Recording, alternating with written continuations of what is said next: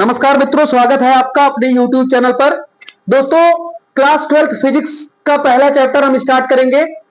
उससे पहले आपसे रिक्वेस्ट है कि वीडियो को लाइक, सब्सक्राइब और शेयर करिए, जिससे कि जिनको भी आवश्यकता है क्लास 12th की जिन बच्चों को, उनके लिए ये वीडियो फ्री में रहेगा और ये पूरा चैप्टर हम पढ़ाएंगे। तो दोस्तों, सबसे पहला जो हमारा चैप्टर है वो है वैद्युत आवेश तथा क्षेत्र। अब हम लोग बात करेंगे वैद्युत आवेश क्या होता है, वैद्युत क्षेत्र क्या होता है। उसके पहले हम आपको बता दें कि क्या क्या चीजें इसमें आपको पढ़नी है। तो सबसे पहले हमें वैद्युत आवेश के बारे में जानना है, वैद्युत आवेश के गुणधर्म के बारे में जानना है, फिर हमको कूलाम का नियम पढ़ना है।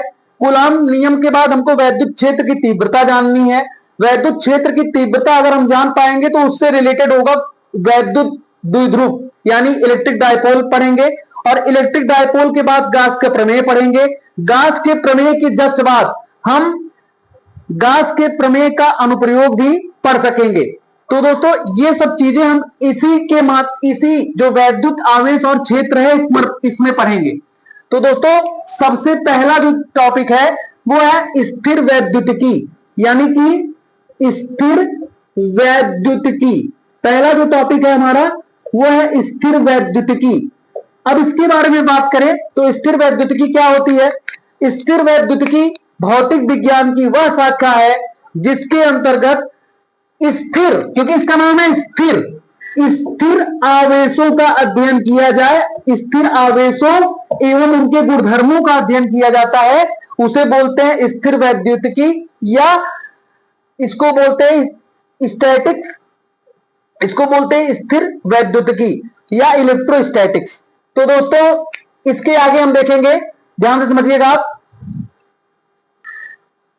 स्थिर वैद्युतिकी की अगर हम लोग बात करें तो इसमें एक वर्ड आया आवेशों। अब कहेंगे साहब आवेशों क्या है। आवेश, देखिए आवेश की अगर हम लोग बात करें तो ये पूरी कहानी स्टार्ट हुई थी 600 ईसा पूर्व में। 600 ईसा पूर्व, 600 ईसा पूर्व में हमारे एक मैथमेटिक्स थे, मैथमेटिशियन थे, उन्होंने बिल्ली की खाल से, जब बिल्ली की खाल से अंबर, जिसको इंग्लिश में एम्बर बोलते हैं, अंबर, अंबर जिसमें गांव में गुद वगैरह होता है, जिसमें जो लड्डू के रूप में बनाया जाता है, अंबर की राड को या अंबर की लकड़ी को, अंबर की लकड़ी को जब बिल्ली की खाल से रगड़ा, बिल्ली की खाल या फर से, बिल्ली की खाल से रगड़ा, तो उन्होंने देखा कि वो आवेशित हो गया, मतलब उसमें कुछ चार्ज आ गए, या फिर उसमें बाल सहित उन्होंने देखा कि कुछ अलग दिख रहा था उनको। तो उन्होंने बस इतना बताया कि ये कुछ ना कुछ तो हुआ है इसके अंदर। तो यहां से ये जो चिंगारी है, हालांकि उस समय कोई प्रभाव न डाल सकी, लेकिन आने वाले टाइम के लिए एक नई चीज की खोज करी, जिसे हमने बाद में आवेश कहा। तो आवेश हम आपको अगले वीडियो में प्रैक्टिकल भी दिखाने वाले हैं, अगले एक दो वीडियो में।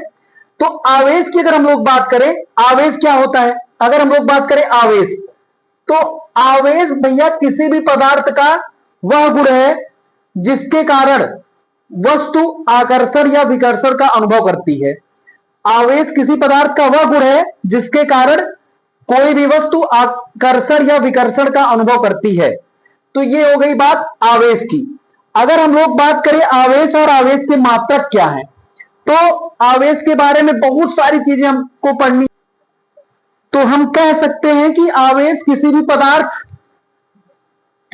पदार्थ के ऊपर उपस्थित वह गुण है जिसके कारण वह द्रव चुंबकीय क्षेत्र उत्पन्न करता है या इन क्षेत्रों का अनुभव करता है। मतलब ये चुंबकीय क्षेत्र भी रहेगा, वैद्युत क्षेत्र भी रहेगा, ये सारी चीजें आवेश में होती हैं।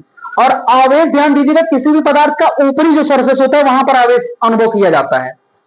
तो अगर हम लोग बात करें वैद्युत आवेश की, तो वैद्युत आवेश जो होता है, मैंने बताया किसी भी पदार्थ का आप लिख सकते हैं, किसी भी पदार्थ का मूलभूत ऐसा गुण जिसके कारण वह वस्तु आकर्षण या विकर्षण का अनुभव करती है। अब देखिए, वैद्युत आवेश को दो प्रकार बांटा गया। पहला है आपका धनात्मक आवेश और दूसरा है ऋणात्मक आवेश। ऋणात्मक आवेश, तो धनात्मक आवेश का सीधा मतलब यह था, धनात्मक आवेश का मतलब सीधा क्या था, बेंजामिन फ्रैंकलिन साहब थे, उन्होंने बताया कि उन्होंने आवेश को दो तरीके में बांटा। पहला जो था वो था धनात्मक आवेश और दूसरा जो था वो था ऋणात्मक आवेश। अब ये कहां से कहानी शुरू हुई? बेसिकली जो धनावेश था दोस्तों, वो ये माना गया कि प्रोटॉन प्रोटॉन जो है वो धनावेशित होता है, और ऋणात्मक आवेश जो था वो इलेक्ट्रॉन से आया। अब यहां पे दो चीजें आप बहुत ध्यान से समझिएगा जो बहुत ज्यादा जरूरी है। तो यहां से दो चीजें और निकल के आई। जो धनात्मक आवेश था यानी कि प्रोटॉन, पहले हम लोग प्रोटॉन की बात करेंगे। एक और बात आप देख लीजिएगा, देखिए आवेश जो होता है वो किसी भी पदार्थ के द्रव्यमान पर भी निर्भर करता है। आवेश जो होता है वो किसी पदार्थ के द्रव्यमान पर भी निर्भर करता है। तो क्योंकि प्रोटॉन का जो द्रव्यमान था दोस्तों वो था 1.6 गुणे 10 की घाते माइनस 27 किलोग्राम। प्रोटॉन का द्रव्यमान था 1.6 गुणे 10 की घाते 27 किलोग्राम, और इलेक्ट्रॉन का जो द्रव्यमान था वो 9.1 गुणे 10 की घाते माइनस 31 किलोग्राम। अब हुआ क्या, प्रोटॉन से जो आवेश निकला वो था 10 प्लस 1.6 गुणे 10 की घाते माइनस 9 कूलम, और इलेक्ट्रॉन से जो आवेश निकला वो था माइनस 1.6 गुणे 10 की घाते माइनस 19 कूलम। तो ये चीजें मैं इसलिए बता रहा हूं कि इनका यूज बार बार पढ़ने वाला है। तो आवेश जो था, बेसिकली आवेश कहां से निकला, प्रोटॉन और इलेक्ट्रॉन से। प्रोटॉन क्या था, प्रोटॉन का भार या प्रोटॉन का द्रव्यमान जो था वो 1.6 गुणे 10 घाते माइनस 27 किलोग्राम था, और इलेक्ट्रॉन का द्रव्यमान 9.1 गुणे 10 घाते माइनस 31 किलोग्राम था। प्रोटॉन से 1.6 गुणे 10 घाते माइनस 19 कूलम का चार्ज था, वो भी पॉजिटिव में। इलेक्ट्रॉन का माइनस 1.6 गुणे 10 घाते माइनस 19 कूलम का चार्ज था। तो ये सब चीजें जब शुरुआत में देखी गई, अब हम लोग बात कर लेंगे दोस्तों आवेश के मात्रक की, क्योंकि हमने आवेश पढ़ा, आवेश कहां से आया, आवेश होता क्या है, स्थिर वैद्युतिकी हमने पढ़ा। अब आवेश के मात्रक की हम लोग बात करेंगे। आवेश का मात्रक, आवेश का मात्रक अगर हम लोग ध्यान देंगे तो हमको पता है Q बराबर होता है IT, ये हमने क्लास 10th में पढ़ा हुआ था। तो I यहां पे होता है एम्पियर, I यहां पर होता है एम्पियर, T का मतलब होता है टाइम यानी सेकंड। तो एम्पियर इंटू सेकंड, और एम्पियर इंटू सेकंड को ही बोलते हैं कूलम। यानी कि हम कह सकते हैं आवेश का जो मात्रक है वो कूलम है।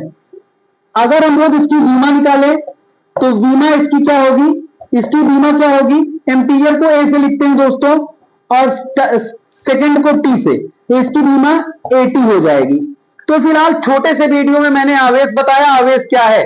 अगले वीडियो में मिलेंगे तो हम आपको बताएंगे आवेश का गुणधर्म क्या है और कूलम के नियम क्या है, और ये पूरा पाठ कुछ पार्ट में वीडियो को बना के मैं अपलोड करूंगा।